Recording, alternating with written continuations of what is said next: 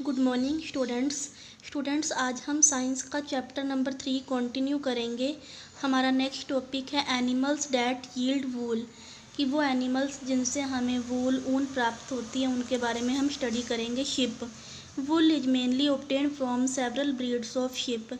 Ship की कई breeds से हमें ऊन मिलती है, वूल मिलती है। किस किस से मिलती है? Wool obtain from merino ship.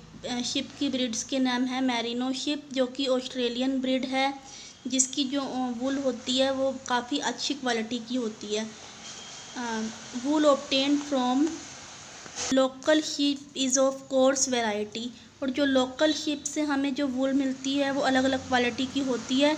Different breed of ship need different climate condition. जो अलग अलग ब्रीड्स होती है शिप की, उनको जीने के लिए, उनको रहने के लिए अलग अलग क्लाइमेट मतलब मौसम की अलग अलग तरह के मौसम की ज़रूरत होती है, अलग अलग वेदर कंडीशन की ज़रूरत होती है। गोट बकरी। सम ब्रीड्स ऑफ गोट की जो कुछ ब्रीड्स हैं जैसे कि angora, Kashmiri and mohair produce fine wool.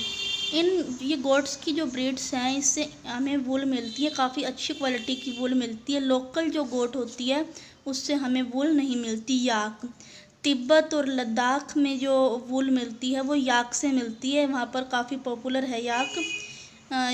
ये वाली वूल होती है वो ब्लैंकेट और कारपेट बनाने के काम आती है। अंगोरा रैबिट एक रैबिट की ब्रीड है जिससे हमें काफ़ी सॉफ्ट और फाइन मतलब अच्छी क्वालिटी की वूल मिलती है। Camel wool obtain from Indian camel से जो वूल मिलती है वो सॉफ्ट नहीं होती। जो इनर कोट है कैमल का इन राजस्थान प्रोड्यूस कोर्स वूल, मतलब उसकी जो कैमल की जो वूल होती है इतनी अच्छी क्वालिटी की नहीं होती। इससे रफ ब्लैंकेट और कारपेट बनाए जाते हैं, क्योंकि ये जो फाइबर होता है इनकी वूल का वो इतना लॉन्ग नहीं होता। ये देखिए स्टूडेंट्स अलग अलग ये देखिए मैरिनो शिप, अंगोरा गोट, याक, अंगोरा रैबिट और कैमल की पिक दिखाई गई हैं। जिन जिन एनिमल से हमें वूल मिलती है वो हमें दिखाए गए हैं। Uttar Pradesh, Himachal Pradesh, Jammu Kashmir, Rajasthan and Gujarat are wool producing state of India. इन स्टेट्स के अंदर हम जो है वूल प्रोड्यूस करते हैं। मतलब इन स्टेट्स के अंदर काफ़ी भेड़ पालन होता है, मतलब कि काफ़ी लोग जो हैं वो भेड़ों को पालते हैं ऊन प्राप्त करने के लिए। इसमें कुछ ज़्यादा लेबर और ज़्यादा खर्चा भी नहीं आता। नेक्स्ट पेज पर आ जाइए। The shepherd take the flock of sheep to meadows और हिल साइड फॉर ग्रेजिंग। तो उनको खिलाते क्या है ये बताया गया है कि जो भेड़ पालक होते हैं वो अपने भेड़ों को हिली एरियाज़ में या कई दूर क्षेत्रों में ले जाते हैं उनको घास खिलाने के लिए। और जो शिप है उनको किसी स्पेशल फूड की ज़रूरत भी नहीं पड़ती। अभी हम क्या पढ़ेंगे? Properties and use of different fabric. अलग अलग फैब्रिक की क्वालिटी क्या होती है, क्या यूज होती है। कॉटन फैब्रिक जो है वो काफ़ी कूल रहता है पहनने में, ये पसीना आसानी से सोख लेता है और लगभग सभी सीजन में हम इसको डाल सकते हैं। सिल्क फैब्रिक में अच्छी चमक होती है, मतलब गुड लस्टर होता है, सॉफ्ट होता है, एक्सपेंसिव होता है और ये एम्ब्रॉयडरी वगैरह बनाने के लिए यूज होता है। सिल्क की साड़ीज़ जिसमें गोल्ड या सिल्वर थ्रेड से एम्ब्रॉयडरी लगी होती है जैसे जरी, ये सब बनाने में सिल्क यूज होता है। लेकिन जो सिल्क फैब्रिक है वो इंसेक्ट के द्वारा, जो छोटे छोटे इंसेक्ट होते हैं हमारे घरों में, वो उसको ख़राब भी कर देते हैं। इसके बाद है आपका ऊन। जो वूल है वो काफ़ी गर्म फैब्रिक होता है, इसको हम मोस्टली विंटर में डालते हैं। ये जो है आसानी से आग भी नहीं पकड़ता। Lohi and pashmina shahtoosh are best woollen fabric. Lohi और पश्मीना जो है सबसे अच्छी किस्म की वूल होती है। Woollen fabric are easily damage by insect. जो वुलन के फैब्रिक होते हैं वो उसको इंसेक्ट भी बहुत जल्दी डैमेज कर देते हैं, इसलिए इसको हमें अच्छे से स्टोर करके रखना चाहिए। जब हम इसको समर के अंदर अपने वुलन के कपड़ों को स्टोर करते हैं तो उसके अंदर नेपिथलिन बॉल्स डाल देनी चाहिए, मतलब एक वाइट कलर की गोलियां आती है उसको बोलते हैं नेपिथलिन बॉल्स, वो डाल देनी चाहिए ताकि जो हमारे कपड़े हैं वो इंसेक्ट से सुरक्षित रहें, सेफ रहें। Different steps of wool processing. अभी हमने पढ़ा कि हमें अलग अलग एनिमल से वूल प्राप्त होती है, तो कैसे मिलती है वूल उसकी प्रोसेस हम देखेंगे। Different steps of wool processing. Shearing. Shearing the body of ship for removal of here is called shearing. हम शिप की बॉडी के ऊपर से हेयर को रिमूव कर लेते हैं, उसको बोलते हैं shearing. Thick layer of hair, जो काफ़ी मोटी लेयर होती है शिप की बॉडी पर हेयर की, उसे हम फ्लीस कहते हैं। जो बाहर की लेयर होती है वूल की, वो तो काफ़ी हार्ड होती है, लेकिन जो अंदर की जो लेयर होती है उसकी वूल की, वो उसमें काफ़ी सॉफ्ट वूल होता है। जो थिक लेयर है वो एक तरह से उनके लिए शिप के लिए विंटर में ब्लैंकेट का काम करती है। और जो इनकी शीयरिंग होती है, मतलब इनके बालों की कटाई होती है शिप्स की, वो विंटर सीज़न के बाद साल में एक बार की जाती है। जब विंटर सीज़न के बाद करते हैं, मतलब गर्मी के मौसम में आ जाता है तब करते हैं, ताकि उनको ज़िंदा रहने में, जीवित रहने में कोई दिक्कत ना हो। इसके लिए इनके बालों की कटाई करने के लिए क्या यूज करते हैं, स्पेशल सीजर का यूज करते हैं, जिसमें लॉन्ग ब्लेड होते हैं। कोई अलग से इलेक्ट्रिसिटी वाली कोई मशीन की ज़रूरत नहीं होती इनके हेयर की कटाई करने के लिए। उसके बाद scoring and drawing.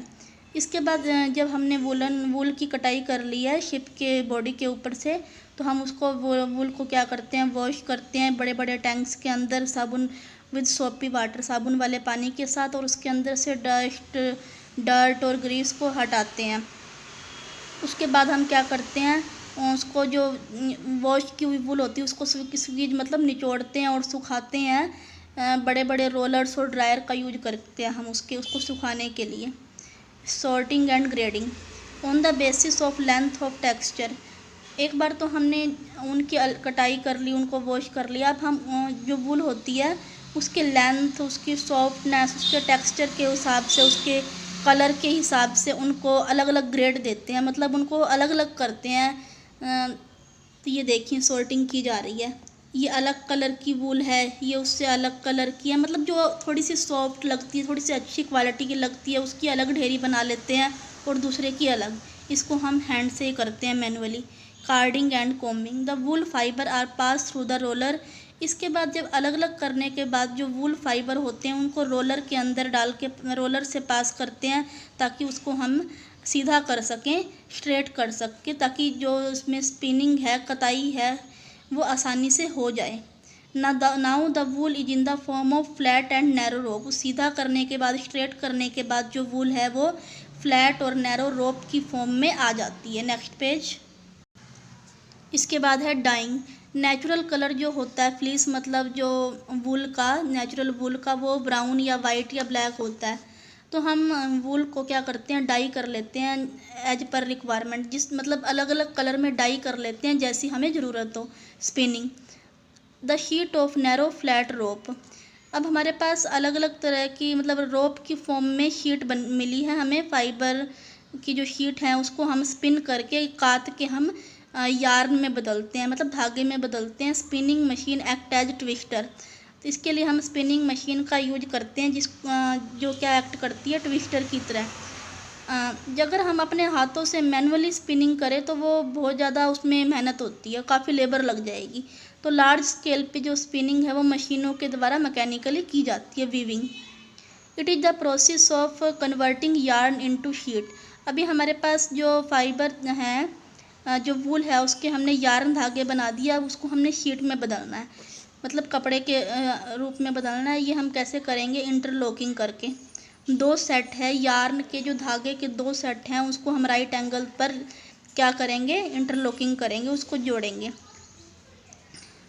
Texture of woollen cloth differ according to their use as shirting, suiting and wrappers. जो टेक्सचर होता है वूलन क्लॉथ में, मतलब कौन सा वूलन यूज हो रहा है, वो अलग अलग होता है। कि हम उसका शर्ट बना रहे हैं, सूट बना रहे हैं, या कुछ और हम उसका बना रहे हैं।